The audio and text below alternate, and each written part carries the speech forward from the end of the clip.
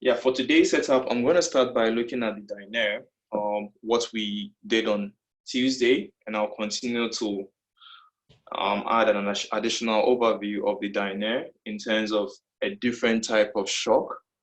And then I'll give you guys an overview of what to expect in terms of the finals, in case I'm about to ask a Dynare question, how the nature of the Dynare question and how it will look like. So just keep an eye on that and make sure you ask questions if you have any in terms of the Dynare and the graphs and all that. So that'll be the first setup for today's discussion. Then the second setup will be an overview of what we've done so far in terms of the second part of the course. So we start from chapter 9 up until chapter 16. In addition to that, we have to look at chapter 3, which is a basis of one of the business cycle prediction. So that will be equally important. And lastly, if there is time, again, I'll just take you guys through an overview of what we expect from the experiment and what the experiment 3 will entail. And that will be the end of our course. And if you happen to have questions along those lines as well, please let me know, and hopefully I can come in and help. So let's just move on to the first part of today's discussion, which is going to be the Dynare. So Osama, you were asking about the solution for, I believe, the bonus question that I sent, and that happens to be the same question that we saw on Tuesday. So those who are in need of the question for the bonus mark, it happens to be this question here. This was a functional form that we gave, and I asked you guys to go in and try it out and solve it. So when you use this guy here, you should end up with a solution that looks like this. So the first order condition is going to be like this. When you join the equations, you get things that are consistent in this way. So if you happen to have questions as to how to solve it, please refer to this file. So per what Osama asked, I'll try as much as possible to post this solution at the end of today's discussion. Just keep an eye on that. If you want to practice more and understand how it works, just keep an eye on it. And again, there's an additional equation here in terms of difference problem. This will help you understand it the more. So this is what we did on Tuesday, and this is what we inserted in Dynare. So that's just going to be that. Now, what I'm going to do today is the same thing, the same functional form that we saw on Tuesday. This guy here is just the same thing that we're going to use. Everything is just going to be the same. The only addition in here is one said the Dynare doesn't work for his laptop. Oh, anyway, can you guys see my screen? No. Oh.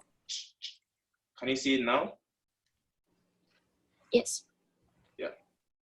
So all this while, I think I was supposed to have the screen on, but that's my bad. Can you guys see the screen now? Yes, we can see it. Okay, Sybil, you said someone said the Dynare is not working on his laptop. Was that the case? Yes.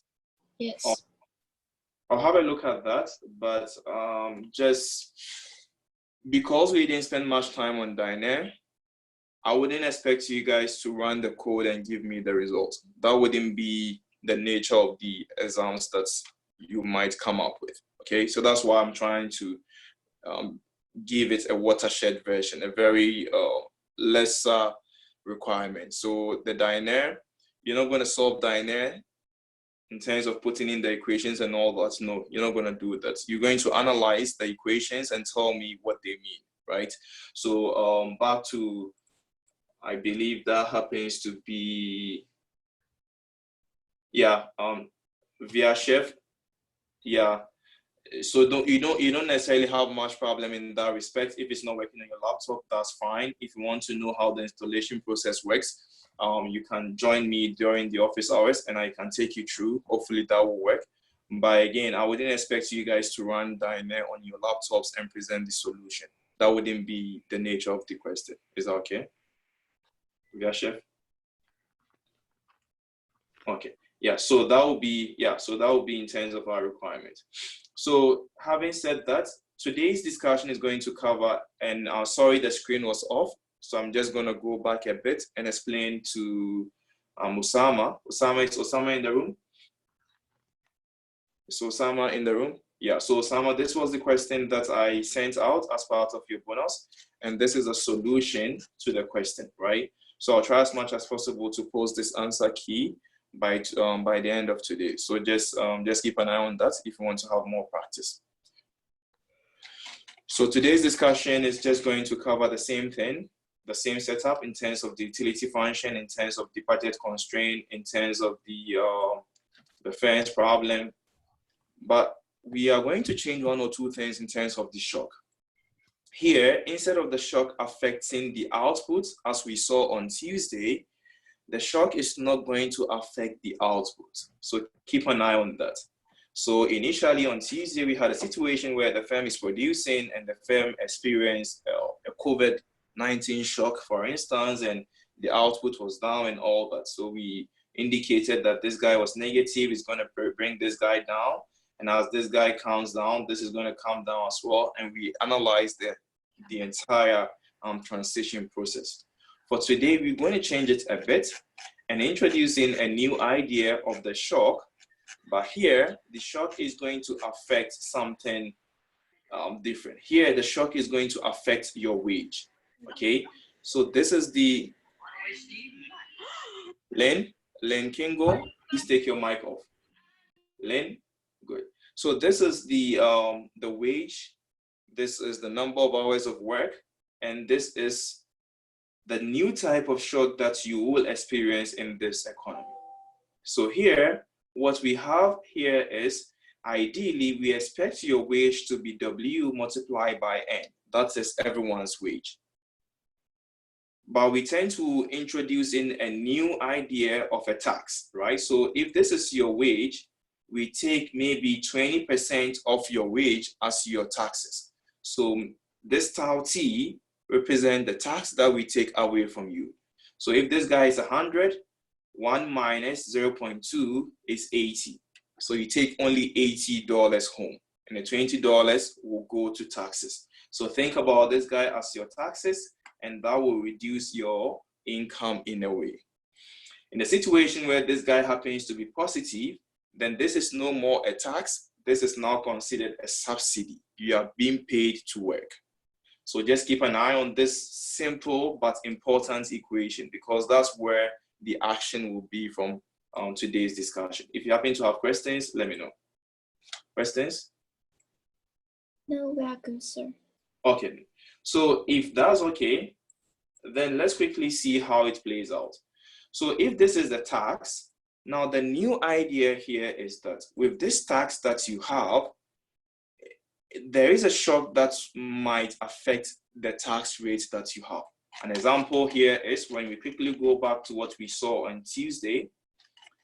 This happens to be the productivity, right? This is the productivity.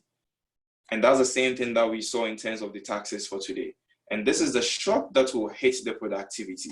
So back to this side, if this is the tax process, if this is a tax of today, yesterday's tax also determines the amount of tax that we have for today, but there is a shock process that affects the tax. So think of this epsilon as the shock process that affects the tax process. And again, this rho happens to be the persistence. How persistent is this shock? If this shock hits us today, do we expect it to continue till tomorrow, the day after tomorrow, and the day after? So this is what we call the persistence. So make sure you understand all the variables in here. If you understand these variables, then everything is fine. Yeah, John? Yeah. So we have a question. Sure. Would the shock just be a sudden government increase or decrease in taxes? Yeah, that's a good question. It might be a situation where there is a sudden increase in taxes or sudden decrease in taxes, right? It will depend on this guy. Let's take the situation of COVID, right? COVID-19 has hit us really, really hard. People are not willing to work. The government might be interested in reducing the taxes. In that case, this reduction of the tax in terms of the shock will be negative, because when this guy comes down, the tax comes down. And when the tax comes down, our wage goes up. So that will be one way of looking at it. this shock might equally be positive in a situation where the government expects more revenue to finance its expenditure. This guy here might be positive, and as this guy becomes positive, this guy also goes up, he becomes positive, and this guy comes up as well because it's positive, and your wage now comes down because they are taking more taxes away from you. John, did I answer your question?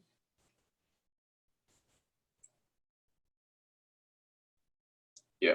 Okay. So if you have questions, let me know. If there are concerns, let me know as well. And this is going to be very important because that will be the basis of our discussion.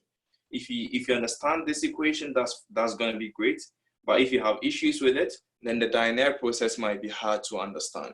But if you just understand that this guy might go up and wage might come down, then that'll be the end of it. So for this question, we are going to take a situation where there is a one-time labor tax income shock. Now, coming back to John's question, is it a positive shock or a negative shock? We're going to take it as a positive shock, which means that epsilon is going to be positive. And as epsilon becomes positive, this guy is going to increase. And as this guy increases, our wage or the amount of income that we have is going to reduce. Now, the question here is, how do we analyze this? So back to Osama's question, for those who would like to have more of the practice, you can just go back to this equation, back to the very first equation that we saw on Tuesday, maintain almost everything that you saw there, but the only difference will be coming from this side. Change this guy here to WTNT into bracket 1 minus tau, because that will be the new difference. So when you come back to what we have for today, everything is the same, but the income is going to be different. That's why we have this guy here. Instead of WTNT, we now have WTNT into bracket 1 minus tau t. And everything else just remains the same. So you go through the tedious process of solving the first order condition, solving for NT, and solving for the, I believe, the Euler equation. And you end up with your solution, which I expect us to know how to solve, hopefully by now, due to the question that we solved for the bonus. So that's basically it. So if you have questions about it, let me know before I move to the Dynare. If there are no questions, then I can just move to the Dynare right away. Sybil, let me know if there's anyone with a question in there. No, we're good now. So this will be on the exam, someone asked. Yeah, for the exams, I would like to finish this entire setup and take you guys back to the nature of the exam. Right, so for now, I wouldn't want to restrict you guys in terms of your thinking. I would like you guys to have an open mind. Then when I'm done discussing this Dynare process, I'll then come back and show you guys, hey, where to pay attention to and where not to pay attention to. Just like what Via Chef was asking. Is that okay? Okay, so let's go to Dynare, right? So back to Dynare. We saw how it works in terms of Dynare. So this is just going to be a very quick overview. We realize that in Dynare, the very first thing that we need to start in terms of our process is to indicate what we have for the variables. So we have Y, C, N, and I believe we know what Y stands for, which is the output. This guy C represents the consumption. This is the labor. X represents our investment. K represents our capital. R represent the rental rate of capital as asked by Ella the last time. W represents our wage. Tau represents the new tax rate on our wage. Z represents the usual Z that we saw. Lambda is the same lambda that we saw in our Lagrangian equation. So this setup should be fairly easy. Now for the exogenous via exo, these are the EA and then EB. For this case, I believe this is a situation where we have EA to be the shock process for the tau. And that's what we have here. Can you guys see my screen? Yes, we can see. Okay. Via Chef? I don't know why you can't see my screen. Okay. So let me know if you still can't see it, Vyashev. I don't know whether it might be a technical hitch from my side, but from the look of things, it seems like everything is fine. Okay, good. So we have this guy here. So this EA is our epsilon. So when you go back to your Dynare, this guy here, this entire equation is what you see on 21. Equation 21 is what you see here. This is the entire equation 21. The most important thing I would like you guys to pay attention to is this epsilon. This epsilon is the same as the EA here, and the same as the shock process that you saw here. And when you go back to what we did on Tuesday, I believe the Z is what we saw in terms of the productivity, and that's what you see back here. The parameters are fairly standard. These are our parameters: the beta, the delta, the alpha, the rho, the gamma, and then the eta. These are the standard parameters that we saw on Tuesday.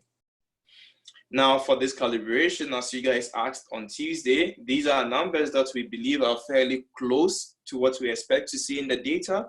So we try as much as possible to place them here. So this is your alpha, the amount of the proportion of your output that's being accounted for in terms of the... We have a question. Yeah. Does the code mean that we have both productivity shock and labor income tax shock at the same time? That's a good question. That's a good question. It will depend on where we define the shock process. So I'll come in and show you guys where exactly the shock process is coming from.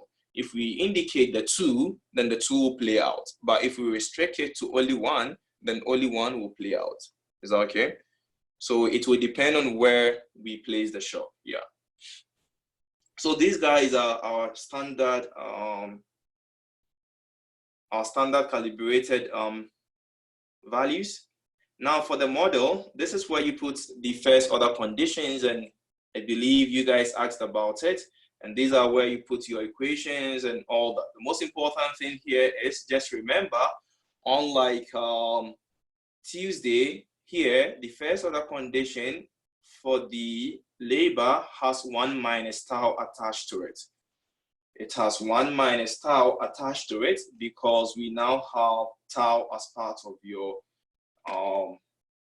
equation. So this is what I mean. Just make sure you keep in mind that there's going to be 1 minus tau attached to this guy. So that's how come we have 1 minus tau here. This is just the same as what we saw on, I believe, Tuesday, but again, with this equation, which is more or less like the intertemporal decision making between the two time periods, there's going to be 1 minus tau again. We do the same thing for this guy, the outputs, do the same thing. Is tau a parameter? No, actually tau is not a parameter, right? So this is where tau is, right? So when you go back to 1, tau is going to be a variable because it's a time subscript, right? All good? Civil? Yes, we are good. Okay, good. Then we have a situation where we've defined our model, everything is fine, we end our model, and again, back to what G asks. I don't know your full name, G, I just saw G, but if you don't mind, you can write your full name there to maybe to address you directly in terms of your questions. These are the two shock processes that you were trying to ask, right? So we have tau and then we have Z. These are the two processes that we have to indicate within the model. We come back here to give the initial values, what we expect the steady state values to be and all that. So this is where we put it there. And this is where your question really comes in. G, you see here, we have the shock, right? As part of the shock, we can write EA and EB because these are the two types of shocks that we have. But for this question, we are only dealing about EA. So it's just EA that comes here. And remember, EA is the shock that we saw here. EA is this guy here. So when you go to Dynare and you see EA, this is what we have here. And that's the end of the specification, and we can now run it. If there are questions, let me know. If there are no questions, then I'm ready to run it right away. Sybil, questions? Yeah, now. Okay, no questions. Then we are ready to run our Dynare in terms of the shock process for the tax. So it's running. Now we have a diagram to show what's going on. Now let's make sure we understand the story before we understand the diagram. The story is such that we now have a situation where the government takes away taxes from us for working. That's fairly easy to understand.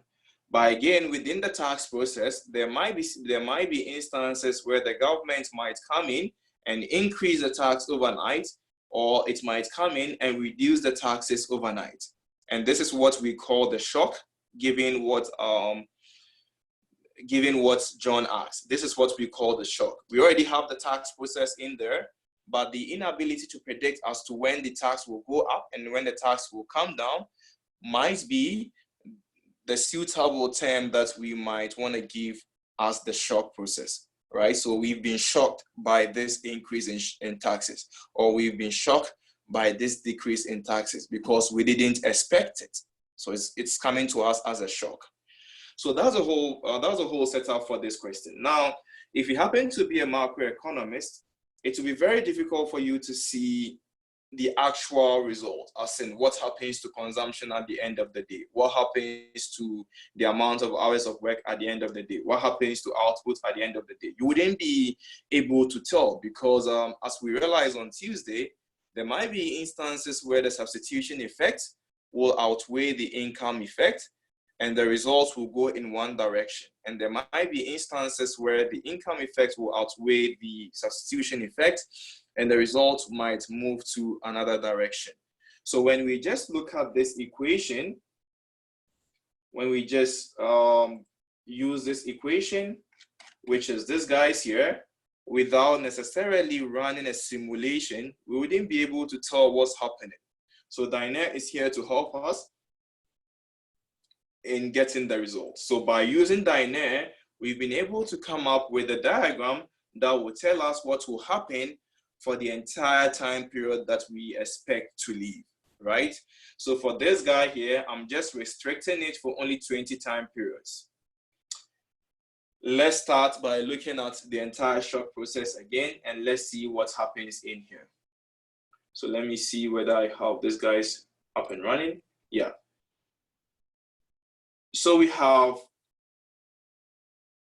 Y, which represents our output. We have C, which represents our consumption. We have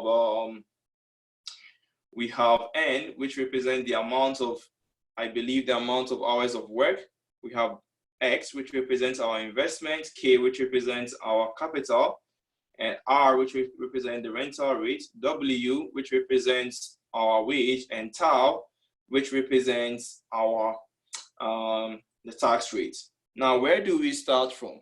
The same idea that we use on Tuesday might be useful. It's fairly easy for you to start from the shock process, where the shock really started from.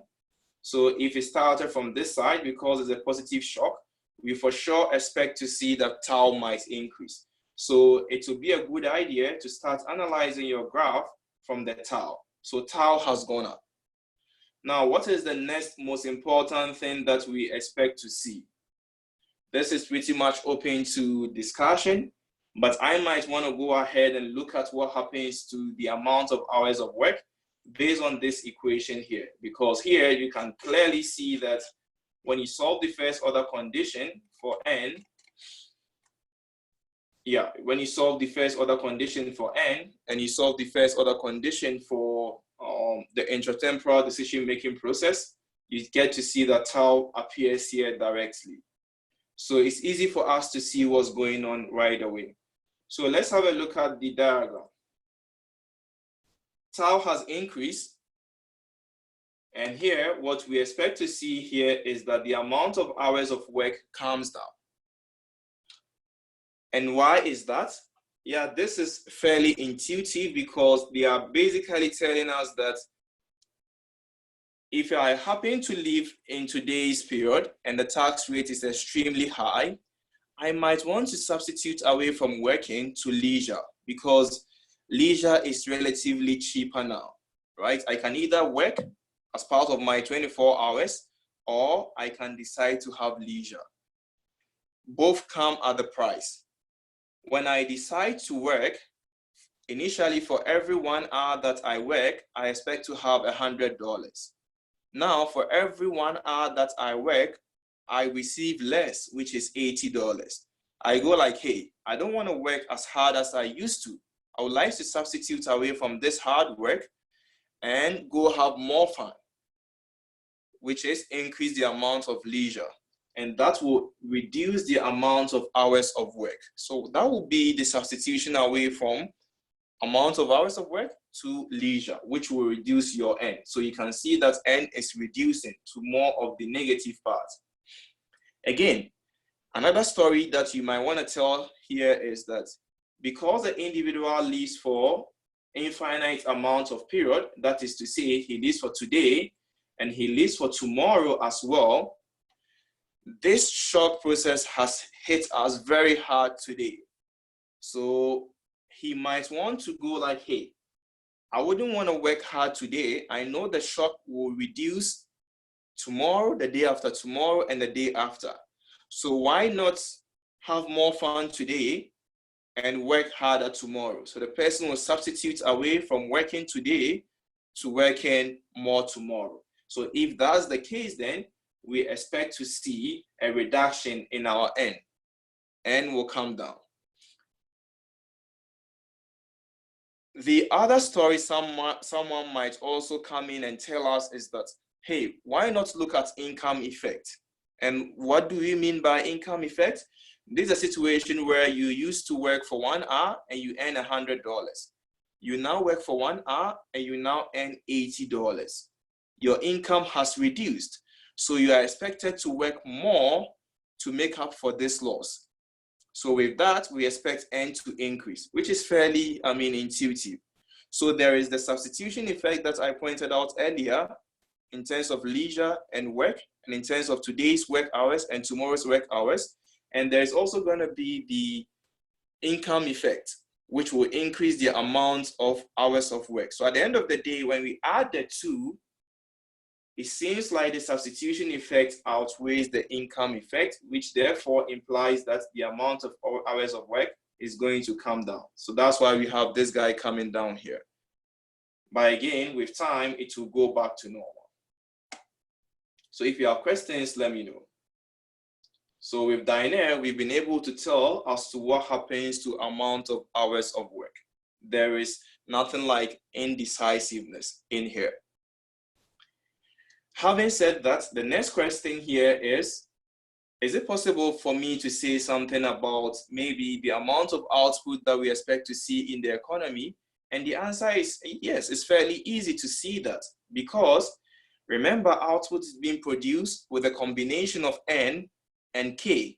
So when N is down, obviously I expect Y to be down as well. So I expect Y to come down.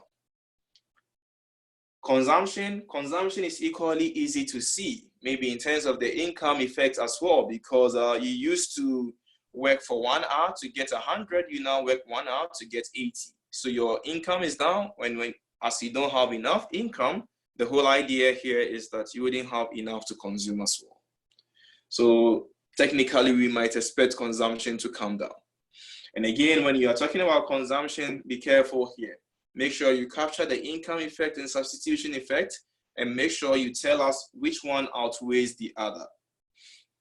Investment, capital level, rental rate, the amount of which, look at the equations where they make sense, you can just put them in there, and it's fairly easy to see.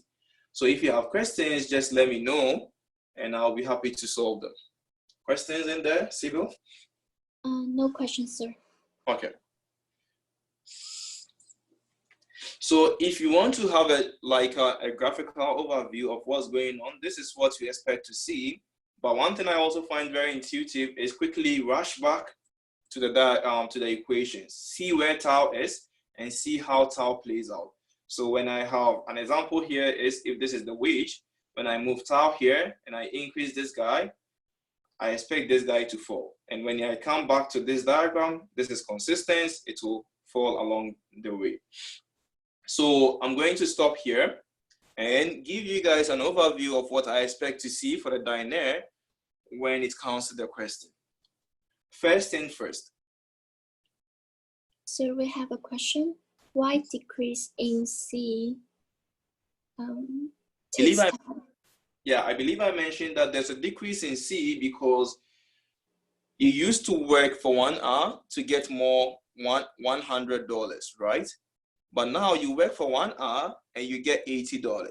From the income perspective, your income is down, and as your income comes down, we obviously expect lesser consumption. What's that? Sorry.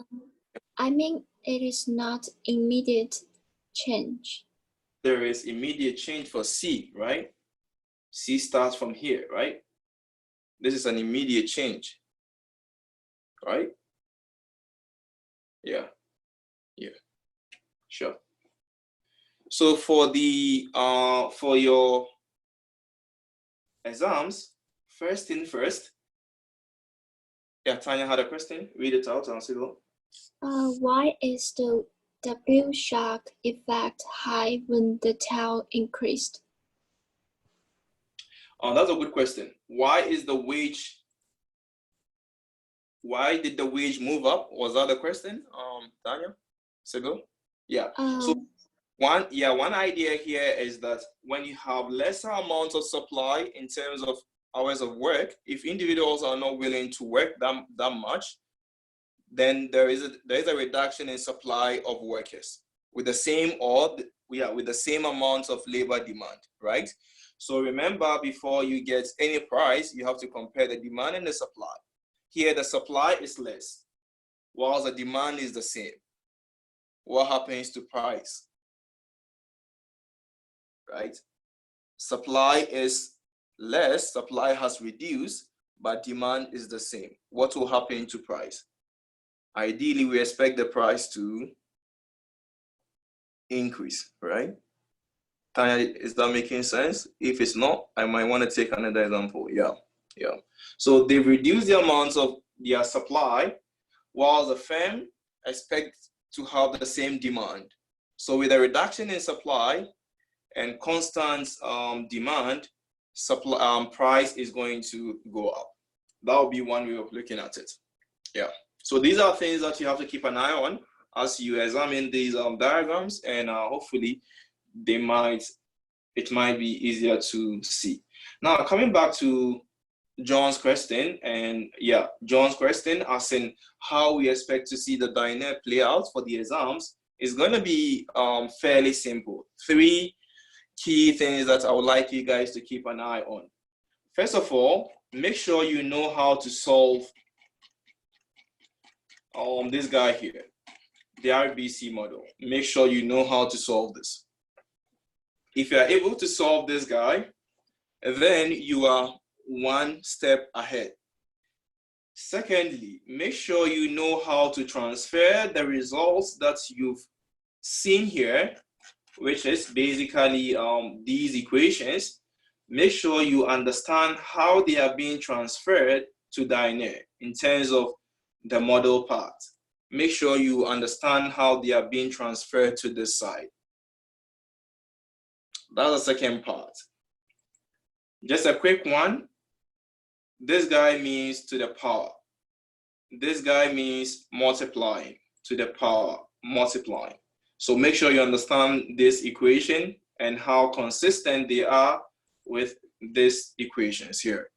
If you do, then you are 1 step ahead. So when you come to Dynare and you would like to understand Dynare, my emphasis will be on the model. And I wouldn't spend much time here. I might want to pay a bit of attention here in terms of the variables as well. And just like what G asked, I might also want to pay attention in terms of where the shock is coming from. Okay, so the shock, yeah, feel free, Sibyl. Ella asked, by the model, do you mean the FOC equation? Sorry, I didn't hear that, sorry. By the model, do you mean the FOC equations?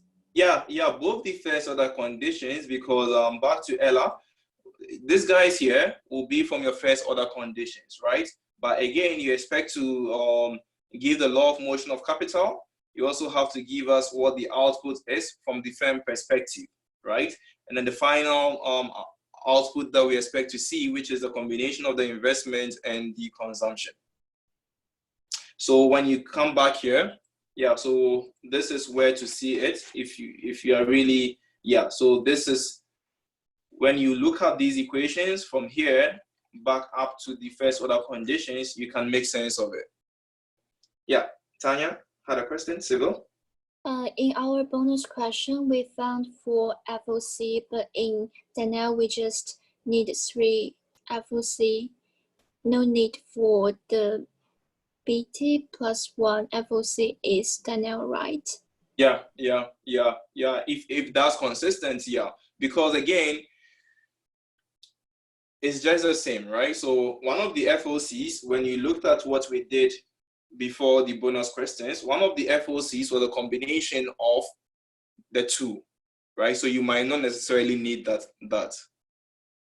Tanya, was that the case? We had one particular FOC, which is more or less like the blueprint for the Euler equation, and we had to just insert in the 2 first order conditions in there. So we don't necessarily need it. Is that okay? Yeah. So just keep an eye on that. So again, just for those interested in how the exam will shape up, just make sure, again, you understand these equations and how to solve them.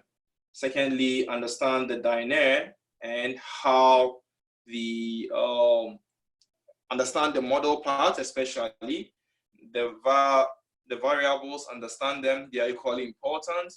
And again, get to know where I'm taking the shock from. Okay, just get to know where I'm taking the shock from. If you understand these guys, then I'm confident that maybe when you guys want to do extra studies for your grad school or what's not, you might have enough time to do that. So we have a question. Yeah, sure, feel free. We just need to understand Dynare. We don't need to actually use it during the exam. No, that will be too much of a struggle. Yeah, that will be too much, right? So you just have to understand how it works. Maybe when you have your own free time and you want to just go through the process again, that's fine. But for the exam, there wouldn't be much time. And again, some of you might not have MATLAB, and that might be a bit of a struggle. So just get to know when you see these equations or when you're expected to put these equations in here, can you do that? If you can, then that's fine. If you can't, then that might be a bit of a problem. So when I give you guys a white sheet like this, and you guys solve this RBC model, can you come in here?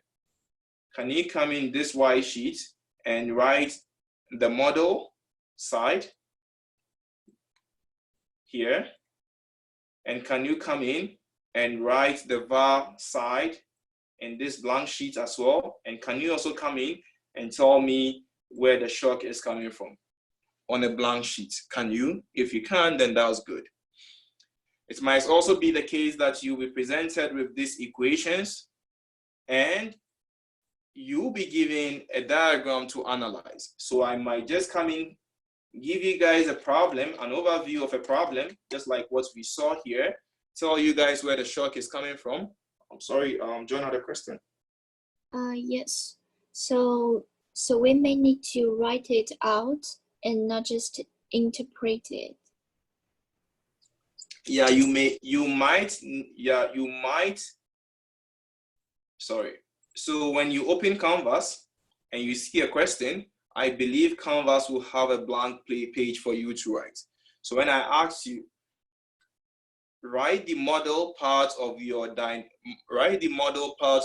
question as part of your Dynare process here, as in question B, can you just come in based on what you solved? Can you come in and transfer these equations back to this guy, and they will look like just this guy here? Can you do that? If you can, then that's good. John, was that a question? If it's still confusing, let me know. I wouldn't want to confuse you guys. We still have some time. Ask the questions if you have any. John, was that a question? Did I answer it? If it's not, let me know. Several questions in there? No questions, sir. Yeah. Yes, we have a question. Yeah. So would it just be a help to be able to do that? Or will we likely have to do that on the final? Okay, I'm gonna send you, as Osama asked, I'm gonna send you guys this model file, right? Have a look at the model file. And I'm also gonna send you guys, for sure, I need to send you guys this file. Have a look at this file as well. Now compare the two. Can you guys make sense of the two, as in how this equation was transferred to this guy here? Can you? If you can, then that's fine. But if you still have issues with it, please feel free to get in touch. Yeah. So we do have another question. Sure. What kind of graph explanation you are expecting? That's what I'm just about to do, right? So we are done with the first part of the requirement in terms of the Dynare, which is solving the equations.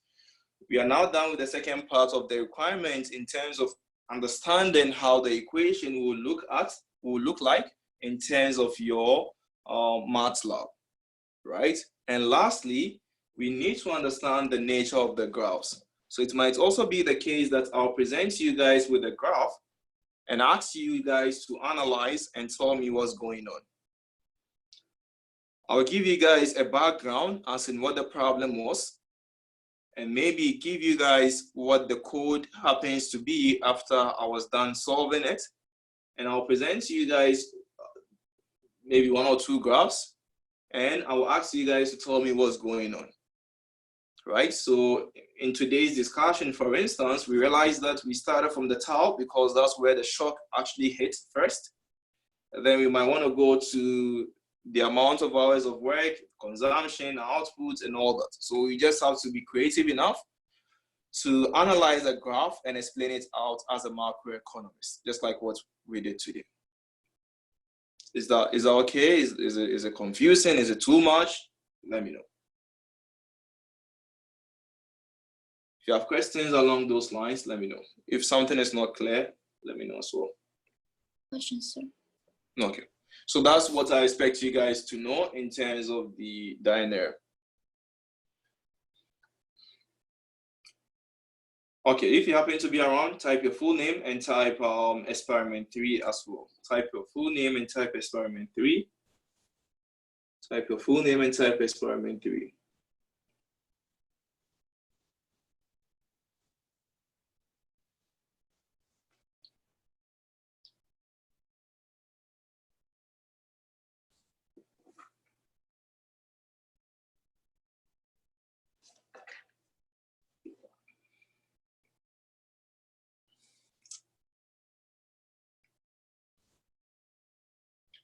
Okay, so let me know if you have questions. We might want to take maybe 5 minutes break and be back at 10:25 if nobody has a question. If someone has a question, then we are going to be here, finish solving his question, then we'll go for the break. Then we'll come up with the outline of what we expect to see for the finals. So let me know if you have questions. If there are no questions, you can take 5 minutes break, come back at 10:25. Okay, Sybil, we're going to take a break and we'll be back at 10:25. Okay, sure. Okay, thank you. Yeah, is that okay? Can you see the recording now? Yeah. I think it's recorded now, right? Yeah, good. So in between chapter 9 and chapter 16, we had to go back to chapter 3 to cover the basis of what we call the real business cycle. So this is the outline and what we expect to see for the final. And if you happen to see anything here, if it's not clear, you expect it to be, let me know. Sybil, was that you or anyone has the mic on? That's not me. I think it's someone else. Who has the mic on, guys? If you happen to have your mic on, please turn it off. Yeah, so we have chapter 9. So for chapter 9, we have a very simple model. This is where we had the 2-period model of consumption and savings with credit markets. But again, we didn't talk much about the credit market. So you might want to, I believe you might want to take this guy out. The most important thing here is get to understand that we have the consumption and savings problem in a very simple 2-period model. And what are you expected to see in terms of the concept? This is going to be very important. Consumption smoothing. Understand what consumption smoothing happens to be and its implication.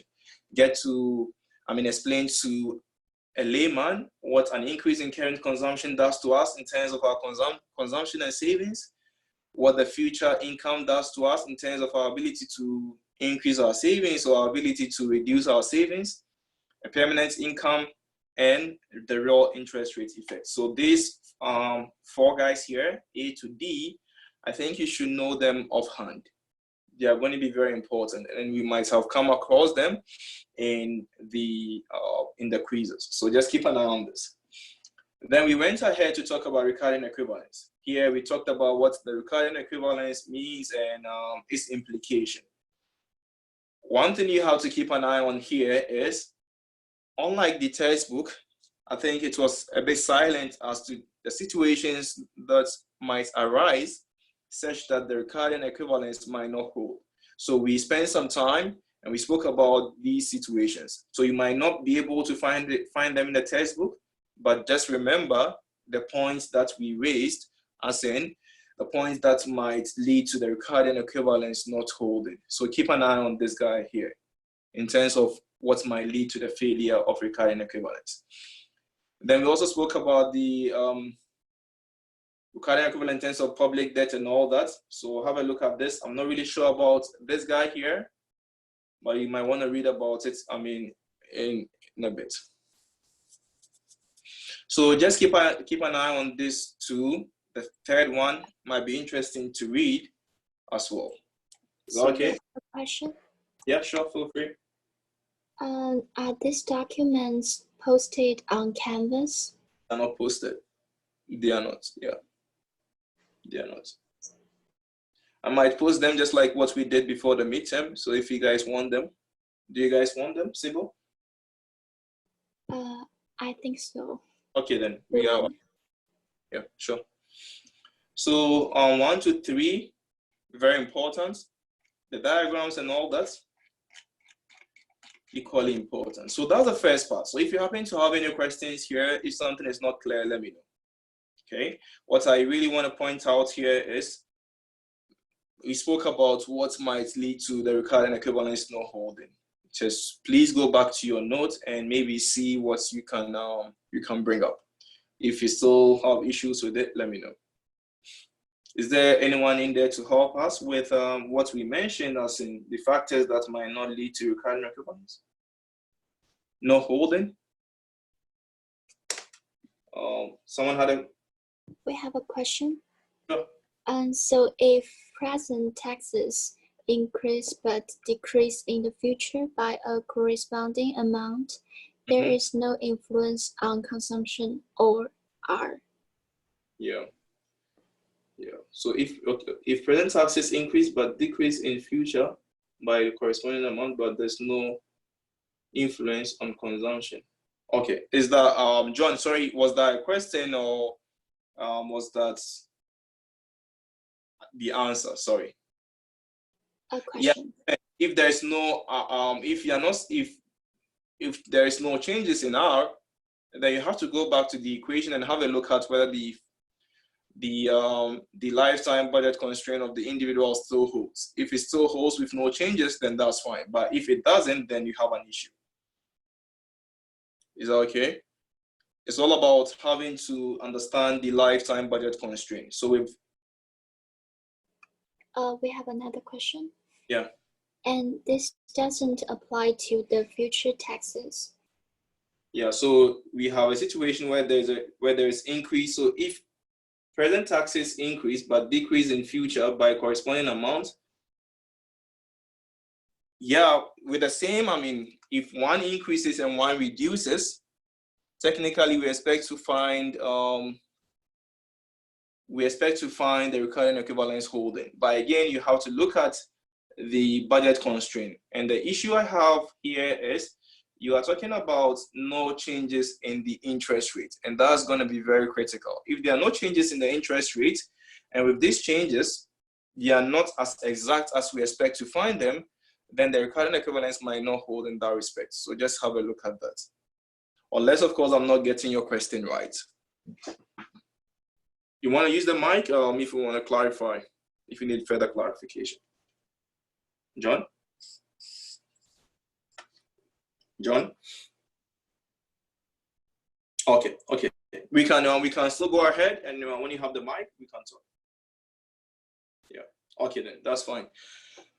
So this is what I expect us to understand when we take the very first chapter after the first midterm, which is chapter 9. Then we went ahead to, introduce the intertemporal model with investment. So the most important thing here is chapter 9 is mostly the same as chapter 11, but the most important thing here is we have an investment in here, and we have the ability of the individual to work and get his income. So income is not as exogenous as we saw in this respect. So here you work to get your income. There is investment in this model. So make sure you understand what's going here as well. So there's a real interest, there's a real intertemporal model, and there's going to be output market, and there's going to be labor market.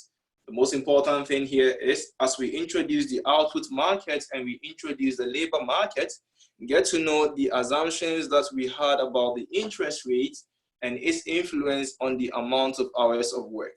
Ideally, we might find ourselves in trouble. And that comes back to John's question earlier that he asked, as in which one do we expect to outweigh the other? The most important thing here is get to know that in this model, chapter 11, and the subsequent models as well, the substitution effect of increases in interest rate outweighs the income effect as you go along. So that's going to be very important. And due to that, we expect to have an increase in labor supply whenever there is an increase in interest rate.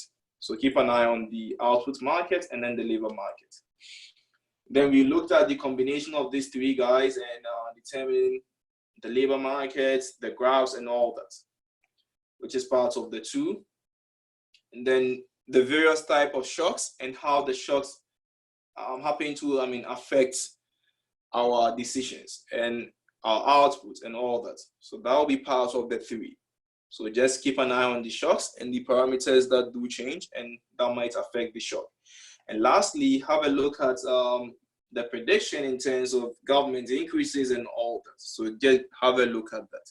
And I believe Tanya had a question along these lines, as in why an interest rate affects labor supply and that affects output, but there's no shift when it comes to government increments. That might take some time to analyze, and I had a discussion with John the other time about that. So you might have a bit of a problem understanding the effect of interest rates on output. And it's always the case that when we drill, sorry, I don't have a graph here.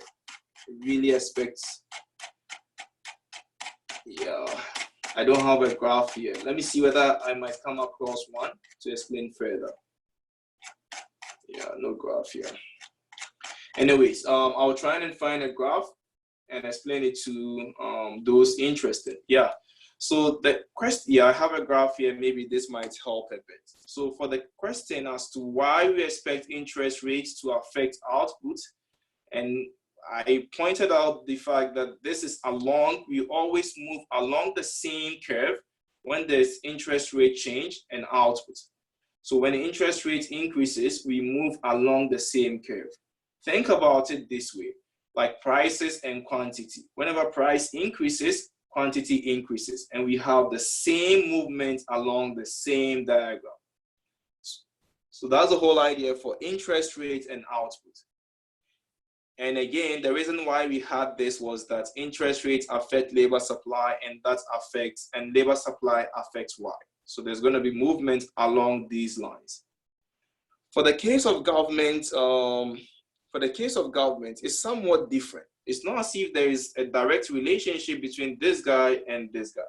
It starts from the government, and other variables are being affected before it finally hits interest rate and output. So I'll have a look at that maybe during the office hours, or whenever you guys have time and you want to have clarification about that, I'll let you guys know. So this was a question that Tanya asked. If you are interested in understanding it further, let me know. You can join in during the office hours or whenever you think works best for you. So just keep an eye on that as well. So these are the 4 implications that we have. 1, 2, 3, 4, with the final and most important idea being the changes in government and other factors that might affect this guy here. Then, having said that, we went to chapter 12, which is more or less like a build-up of what we saw in chapter 9 and chapter 11. In chapter 12, it's almost the same thing, but we introduce in the idea of money. So have a look at this. This is the same intertemporal model, which we saw here. The same intertemporal model, but we now have money, we have banking, we have prices, we have monetary policy. So just keep an eye on chapter 12 as you go along. So we did a bit of an explanation as to what money was, and we spent some time over there in terms of its functions and all that. We look at the key measures. We look at the Fisher's equation, which we spent some time deriving. And we also look at the extension to chapter 11, which is this guy here. We extended this chapter in chapter 12, which now captures the money market, the credit market, and all that. Then we look at the money supply, we look at the credit supply, and we look at the neutrality of money. So this is going to be very important. We look at the neutrality of money in this market. And we look at shifts in money demand. I believe so, we did.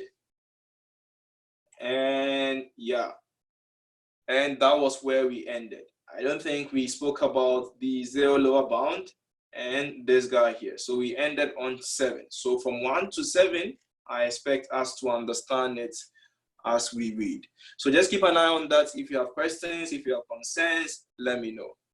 Having said that, I would like to quickly remind you guys as to what we did in terms of this first section after the midterm. So the first section after the midterm, I believe covered these 3 chapters, 9, 11, 12. These are the chapters that we covered. Then we had our first quiz. In terms of our first quiz, these were the couple of questions that we had. As in, savings is always better than borrowing. You guys said false. We realized that it was false. We said with an increase in interest rate, it's better to save more to get higher return.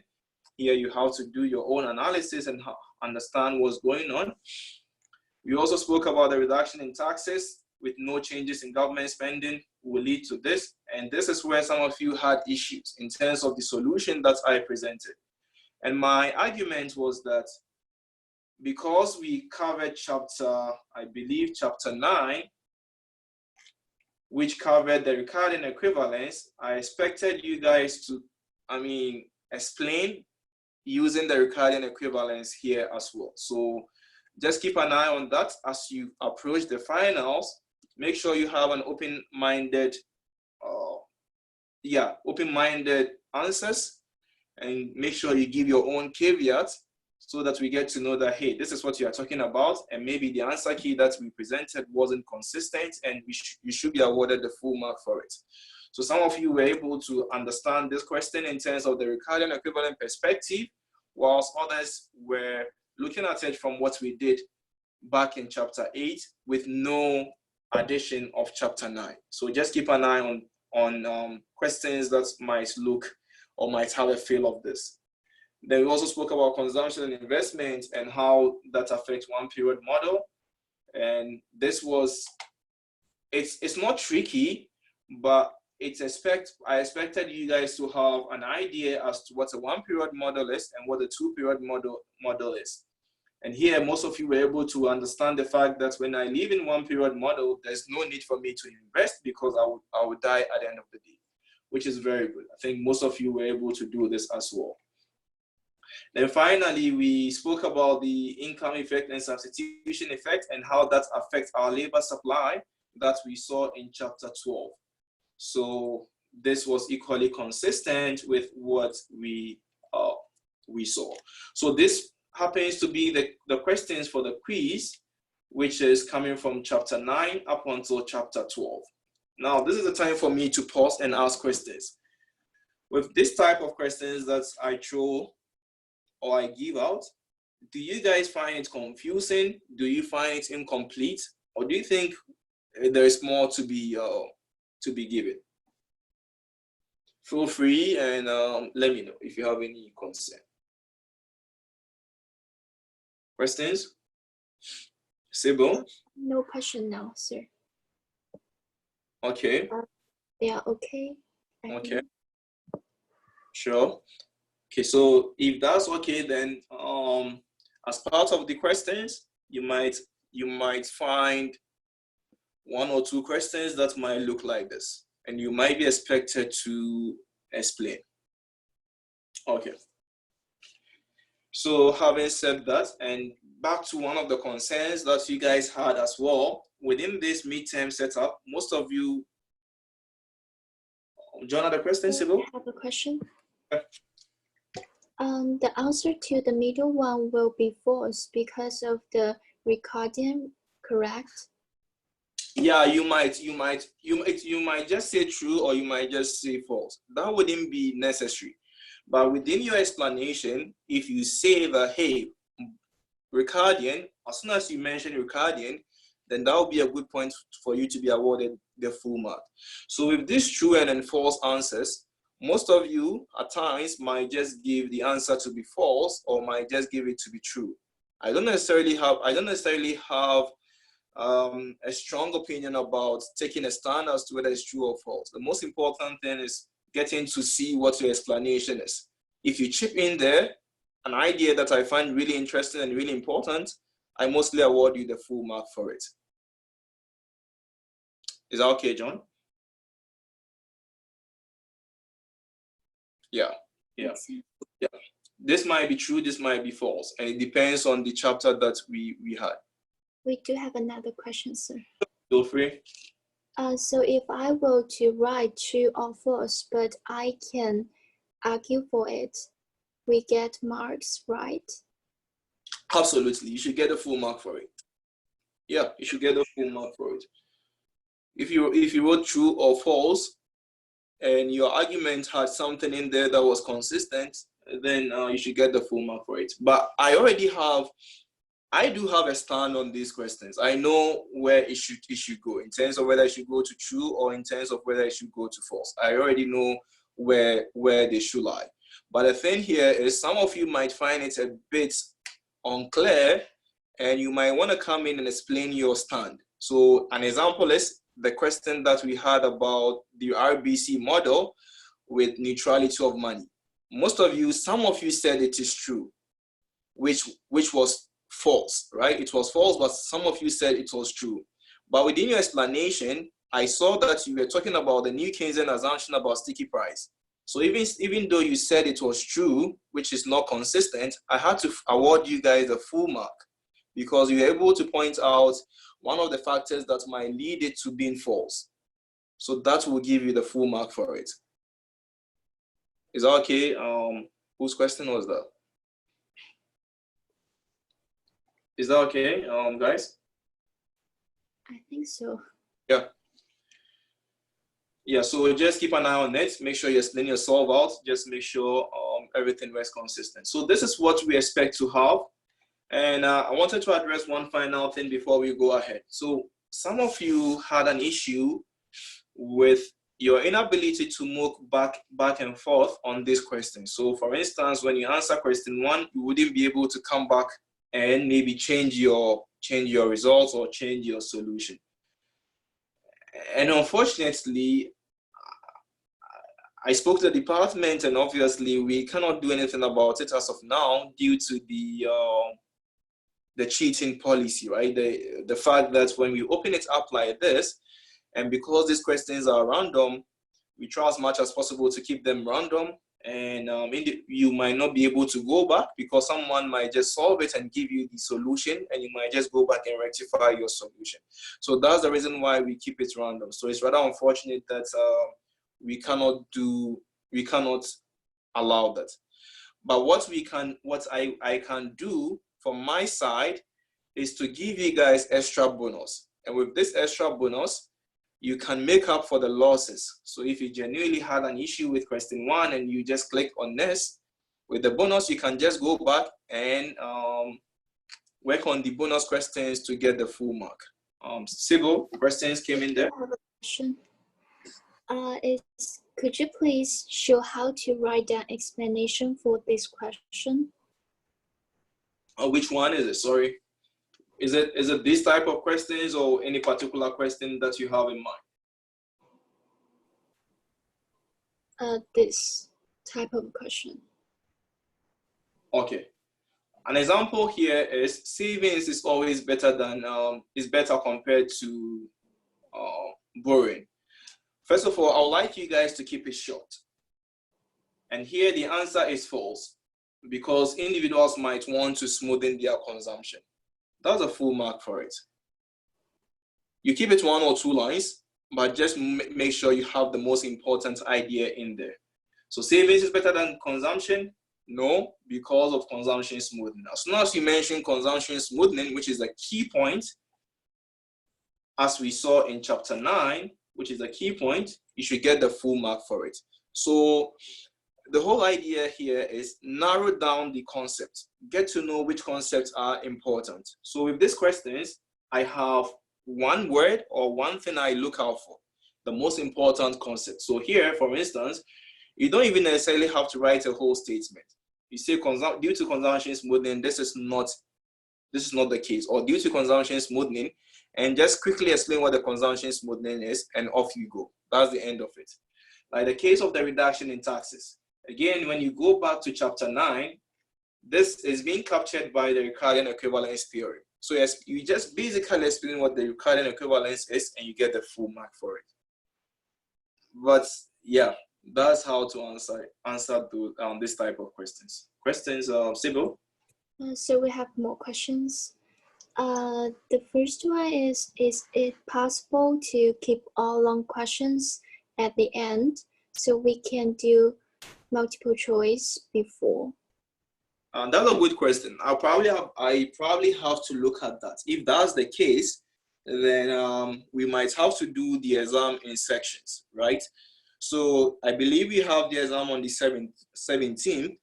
If nobody has any immediate maybe appointment or work, or any immediate appointment or work, and everyone is okay with me using maybe 3 or 4 hours to do it, then that's equally fine with me. I can do it in sections. The very first sections, you guys will use the first 1 hour and solve all the questions on the multiple choice. Then the next hour, you use the next 1 hour to solve all the questions on maybe the equations and all that. And the last 1 hour, maybe the combination of the two. That's equally fine with me. But the thing here is some of you are really good with answering the questions really, really fast and moving to the next and getting the bonus mark. So I wouldn't want to restrict those guys as well. So it's open to me. I think I'm fine with doing it in sections, and I don't know which one you guys prefer. we wanna have a poll? Someone said they prefer not in the section. Okay, then we should just shuffle everything and get it done, I guess. Yeah. So we do have another question. Sure, feel free. Will the final be the same format as the midterm, meaning a few true or false question you can do on Canvas and a few questions we need to do on paper and take a picture? Yeah, there's gonna be like that. But here I'm gonna change it a bit because the questions are going to be different in terms of what you are expected to upload. And of course, some of the questions I'm going to shuffle them. The questions are not going to be the same for everyone, so keep an eye on that. And for the upload, you have to upload before moving to the next. There's not going to be any extra button that I provided the other day. You have to upload it right away, so just keep an eye on that. Yeah. Questions? No questions now, sir. Sure. If you have questions, please let me know. If you have concerns, let me know as well. So this was the first part, and this was our quiz 3, and these are some of the things that you have to keep an eye on. Having said that, let me quickly move to what we started to do just after that part. So after chapter 9, 11, and 12, we had to come in and introduce the idea of business cycle. So here we introduce what the business cycle is, which is more or less like the opposite of the long run growth model that we saw in the first part of our course. So here, get to know the facts, get to know the fluctuations, get to know what procyclicality means, get to know what we mean by, Inda, I believe the exams happens to be 3 hours, right? Was that the case, Inda? Yeah, I think it's 3 hours, if I'm right. Sybil, was that a question? How long will the exam take? I think it's 3 hours. Yeah, I think it's gonna be the full 3 hours. But because we are going to like take pictures and put them on the exam, so do we have like enough time to do everything for 3 hours? I believe so, because the midterm we had 2 hours and we were able to do almost everything. The exams, I believe we should be able to work with 3. So 2 hours was okay for us for the midterm. I believe 3 hours should be okay for us for the finals. Sounds good. Yeah, and just a quick one. I believe Ella asked that we have the sections being, how we should have them in groups, right? So you guys will come in with the usual Zoom invitation, but I'm gonna have you guys in different rooms so that there wouldn't be any issues with the screens popping up and all that. So you might find yourself in different rooms. Probably have the TA to help me out with that. All good? Okay, good. So we started by looking at the business cycle model, and we analyzed all these facts. So everything here from 1 to 6, make sure you understand them. So this is going to be very important in terms of understanding the subsequent chapters. So from the business cycle model, we went on to this model, which is more or less like the business cycle as well. It's more or less like what we saw in chapter 3, but here we have a model to explain what's going on. So we spoke about this guy here. We spoke about the fluctuations. We spoke about the monetary policy. Linda, you had a question? We have a question. Sure. Can you tell us how many long questions, multiple choice, and true or false questions we have before the exam, so we know how to? Actually, I can't, right? So for that, I can't. It depends on how quick I am with getting to know which areas are important and what's not. And again, I cannot tell you guys that, hey, there are going to be 10 multiple choice or what's not. It depends on the time. I need to work on that. Because it's 3 hours, which is different from the midterm, I probably have to look at it further. Will the final exam be the open book or open notes? Yeah, it's gonna be open book. I guess you guys, wanted that, so it's just gonna be open book as well. Yeah. Further questions? No, sir. Okay, if you have everyone type your full name and type experiment 3. Type your full name and type experiment 3, and we finish with So this is what we had in terms of chapter the business cycle model.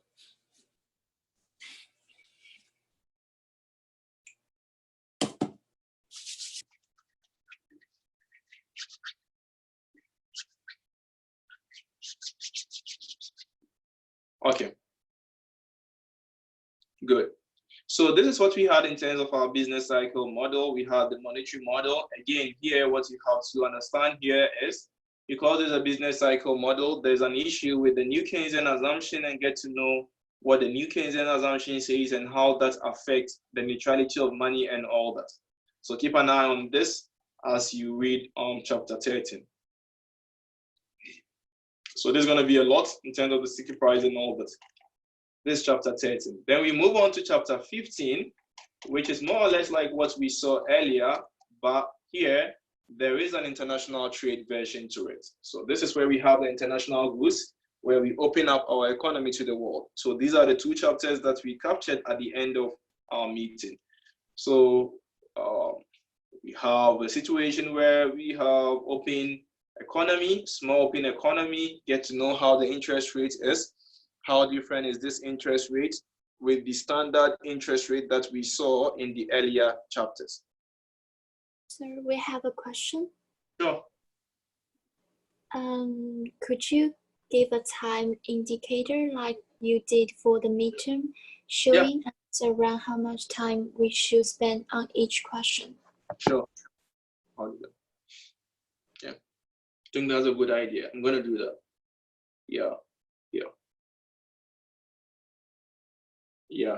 I'll do that for sure. Yeah. So this is what we had in terms of the small open economy. Again, the interest rate in the world, remember, here is fixed. It's not given. It's given to us, and we don't have much to say in terms of that. The most important thing here is there's going to be net exports here, and how the net exports affect the aggregate demand, and how that ends up moving to ensure that the interest rate of the world is being maintained and all that. So just keep an eye on these changes and all that. So this is what we had in chapter 15. And then we went on to chapter 16, where we introduced in the idea of money. So here within the open economy, which we saw here, is the small open economy. Here we are introducing in money.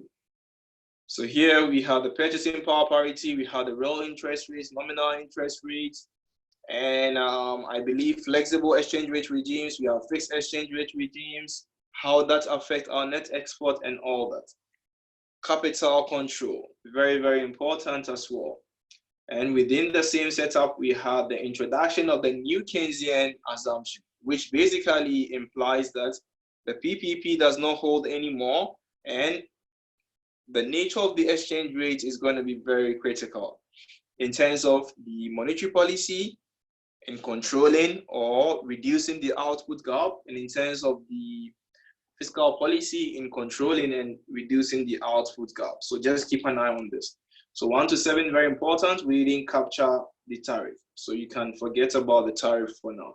So 1 to 7, very, very important. So having said that, let me quickly send you guys back to what we did for these subsequent chapters. So this is what we saw. Again, keep an eye on the type of questions that I asked. So remember, everything that we did after quiz 3 is the business cycle model. And with this business cycle model, we had different assumptions, including the new Keynesian assumption. So here, for instance, in business cycle model, consumption is more volatile than investment due to consumption smoothing. This is coming from chapter 3. So you can say false, you can give your own idea as to why you think it's false and all that. This is also coming from chapter 3. If you read the notes, we spoke about the ability to forecast. even though there's not much to say in terms of a leading variable and lagging variable and all that, in terms of their causality.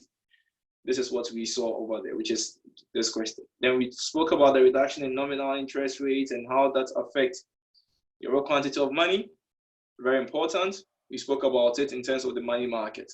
So this is what I believe we saw in chapter 13 also. The neutrality of money. So this was a tricky one. So here I said money is neutral in the real business cycle. So here I said money is neutral in the real business cycle model. But again, if you happen to be very critical with this real business cycle assumption, remember there might be a new Keynesian sticky price assumption in there, which might not lead to neutrality of money. So the most important thing here is the neutrality aspect of it. Again, if you just came in and yeah. And then finally, we spoke about without the exogeneity, blah, blah, blah. Most important thing here was the endogeneity of money. So the type of questions that you've not come across in this within our quiz setup, I believe might be related to the questions that we tackled in the open market, in the open economy. So we didn't see much in terms of the open market. So I think quiz 3 and quiz 4, they didn't capture it. So maybe you might expect to see questions, some additional questions in terms of the open market, and prepare for it the more so that you get to, experience much in terms of your understanding of the open market. So that'll be it in terms of the setup. So let me know if you have further questions. If there are any concerns, let me know. Questions or concerns? Questions or concerns? No questions now. No questions as of now. Okay, so I'm just gonna call you guys out. Sorry, not as in call you out. No, I'm just trying to see whether I can get 1 or 2 views here. So let me see who I have in here. David, is David in there? David, do you have the mic? David just left, I believe. Yeah, David is gone. If you happen to be around, type your full name and type experiment 3 as well. If you happen to be around, type your full name and type experiment 3. Yeah.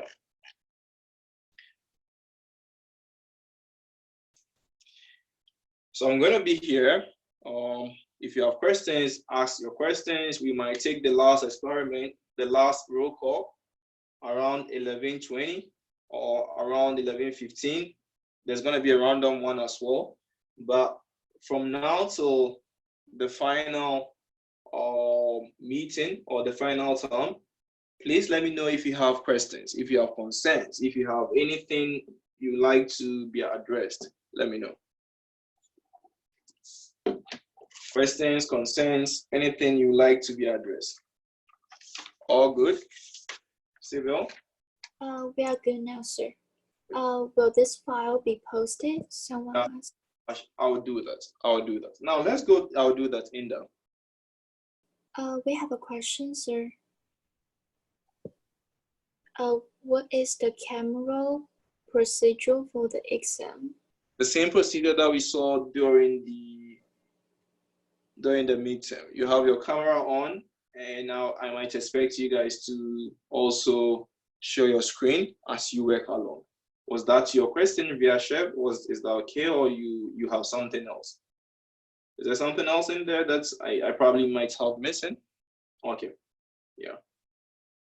So the last part of today's discussion is to look at the experiments. So you guys have been going through a couple of experiments here and there, and I was looking forward to getting the results ready and presenting it to you guys in the form of a class discussion. But it seems like this is our final class, and we might not be able to have the data because we have our final experiments coming up today. And the deadline might be anytime before Tuesday. You feel free to do it anytime before Tuesday. I'll send you guys the link, and I'll send you the video to understand what's going on there. What I would like you guys to understand here is in terms of experiment, what experiment does is we are trying as much as possible to make the assumptions that we saw in our models consistent? Is it consistent? Do we have issues?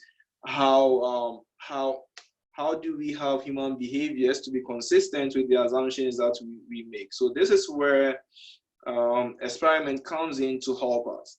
So the good news here is we've been able to go through these experiments. We've tried some, we've seen how it looks like. We've gone through several processes of making decisions, probably the same decisions, but different setup. When I'm done with the collection of data, please feel free to come in and ask questions as to what the outcome is and what the result is. The sad thing about experiment is you don't tell the participants what the setting is in terms of what you want to do with it, because in that, if you do that, you might change their line of thinking and they might go in a certain direction. So you might want to keep it as neutral as possible and let them make their decisions. Then when you come in, you tell them that, hey, this is what you did and this is what the model might predict at the end of the day. So that's what you are trying to do. So hopefully I'll send you guys a link, have a look at it as well. And you probably conduct the final experiment. But before that, I wanted to also point out to you that SFU had a crib lab. So those interested in experiments or those who are interested in going to grad school and getting to understand what an experiment is, this is going to be very important. So within SFU, we have this setup where you can go in and sign up. You sign up, you have a chance to be part of the experiment and get paid and probably get to know the results and better understand the economic intuition behind these experiments. So it seems like So this is going to be an important page. Again, this is to those interested in experiments. Please visit this page. There's going to be a registration point here. You can register and you get paid for conducting or for being part of the experiment. I think it's mostly around, I believe, $20 or more if you find yourself here. So please feel free to visit this page if you want to. So that would be probably what I would like to say about the experiment. And hopefully when we get the data, please, you might want to come in and ask, and I'll be very happy to explain further what we did. So as you guys requested, I'm not going to have experiment as part of the questions. For the finals, there wouldn't be experiment in the finals. So that would be just about it. Sybil, questions? No question here, sir. Okay. Will you have office hours next Wednesday over Zoom? Yeah, I mostly have it on Wednesdays as usual from 1:30 to 3:30. On Wednesdays, I think Osama was in yesterday around the same time, so please feel free to join in around that time, 1:30 to 3:30 every Wednesday. Yeah. Questions? No question, sir. Or you opted out for the first experiment. So yeah.